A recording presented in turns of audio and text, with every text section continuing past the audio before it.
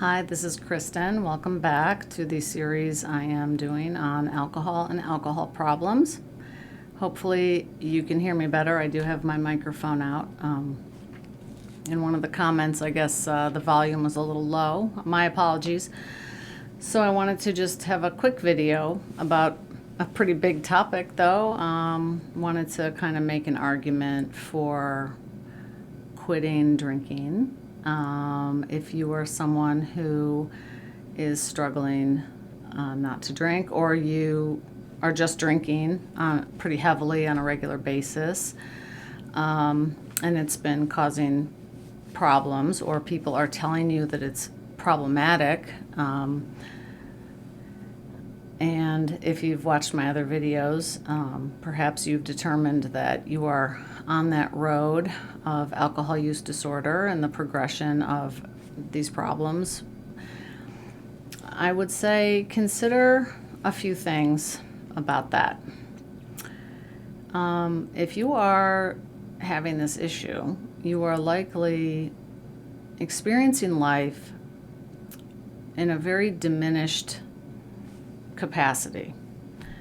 You're experiencing life with your eyes on, it's almost like you're looking through a little straw and you're looking at one thing, and it's dominating how you plan your days.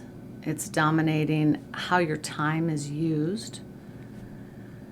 It's already likely taken over your thinking process and how you are thinking. As we talked about before, with the changes that take place in the body and in the brain, you will, without fail, begin to think in a very particular way.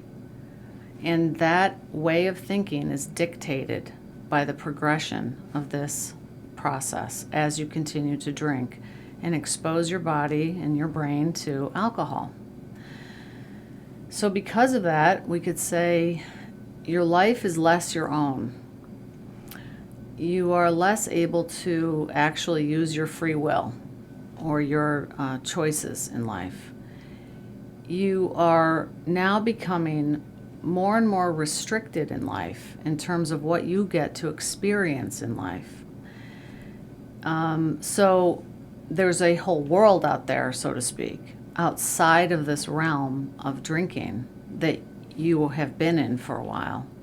There's a whole big world out there of different experiences, different possibilities for you, different ways of feeling, different ways of thinking that you cannot experience until you stop drinking and give yourself a chance, give your brain a chance, give it a break, give it the time it needs to reconstruct, rewire, based on what you want it to be leaning towards in terms of what you find satisfying in life, what brings you true joy. After a while, alcohol stops being pleasurable. It starts to turn into just a need so that you can get through another day. It doesn't bring joy. Joy is something that you should be able to experience in life because it's your right. Since you're an alive person, it's your right to experience happiness and joy. And perhaps right now it doesn't seem like that's even possible. Maybe there's nothing joyful around you, or nothing that you see as joyful, or there's nothing that's yet brought you joy in life, and that could be. But I can tell you that certainly if you continue to drink, there will be no more opportunities for that. Because when you're continuing to drink, everything stays exactly the same, except it gets worse. A lot of things get worse. But there's no, say, growth. There's no processing of past problems. There's no getting over anything. There's no moving on from anything. Everything just stays quite locked in. The same attitudes, the same regurgitations of memories, the same thinking about life in the same way. There's no ability for the person to process anything and to change and grow and become more of their, a better version of themselves, say. Because as you're putting alcohol into the body, it's sedating everything. It's arresting everything right there where you're at. And now, since the body is processing this, and your brain is now affected by this input of alcohol, now here's another, 8, 10, 12, 24 hours out into the future that are now consumed by this whole process. Because every time we take in alcohol, especially if we're drinking heavily, we pay back with interest, a lot of interest, and a lot of time. So we may get a benefit of the 10 minutes of the actual, say, positive feeling that we derive from alcohol. But after that, we're just chasing that feeling again. And then the rest of the time, the many hours, possibly recovering from the physical effects of it, being exhausted, having brain fog the next day, etc., possibly having to overcome relationship conflicts that arose due to the drinking. You see, it's just all becomes all about this one thing in life. So nothing evolves for you. And it's a very restricted life. And it's just not necessary, okay? I think a lot of people don't realize there are ways to feel better. And they don't realize that it's possible to feel better. They don't realize that there's things that could be very different in their lives. And if they don't have the hope for that, and they keep telling themselves that, then it makes sense that they would continue to drink. But the reason why there's a lack of seeing anything differently or being able to do something different in your life, maybe things you wanted to do all of your life, but you just haven't done them yet, and then you started to, maybe develop this drinking problem. And now everything's gotten put aside. Everything's been hijacked. And now this is this very narrow road you're on. So there is, though, a life that's possible. There is a different life, a life where, imagine if, just, use your imagination here. If, let's say you stopped drinking. You did what you needed to do to stop drinking, and we're going to move ahead 2 years.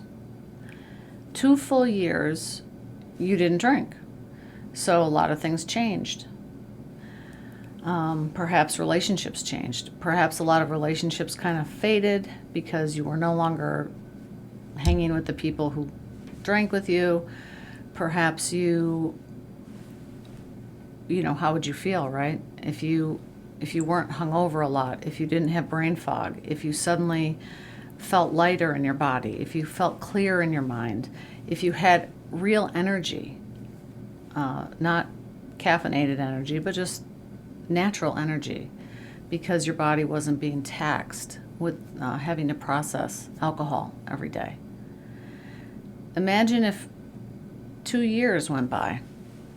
What would then be possible for you? Are there any, things you did want to pursue? Things you wanted to learn about? Anything enjoyable in life that you haven't been able to do or didn't think you could do.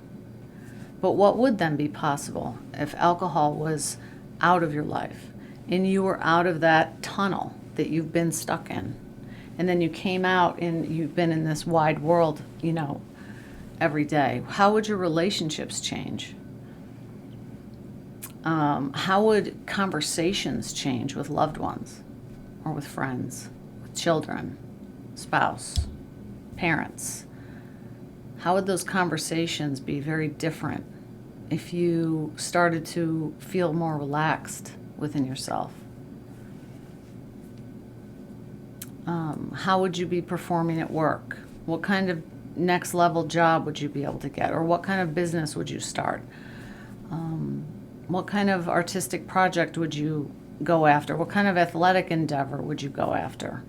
And this is all just stuff for fun. It's not even, I'm not even talking about like becoming a better person or,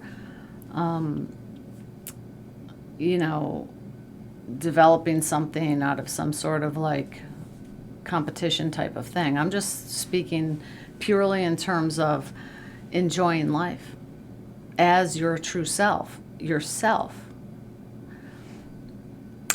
Not the self under the influence. That's a very different you. So ponder these things.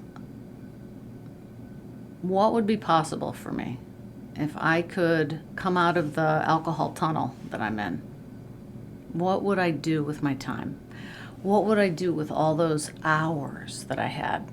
I'd be bored. What would I do? It could feel like a scary thought, but don't think about it as if it's a scary thought. Think about it as if it's freedom. Think about it like I get to do whatever I want now. I've taken the ball and chain off my foot. Ball and chain being the alcohol, not the spouse. Okay.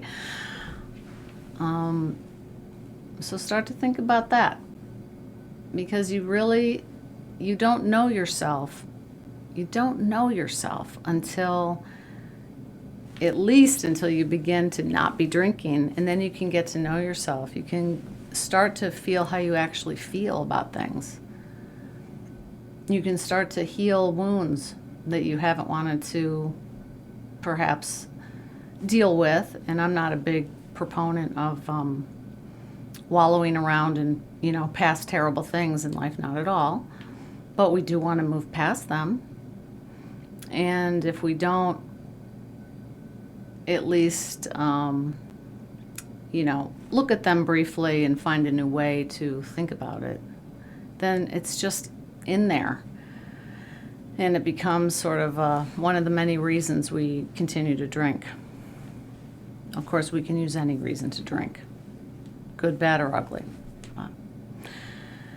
So yes, that's about it, and hopefully that's helpful food for thought, and I'll see you in the next video. Thanks for watching.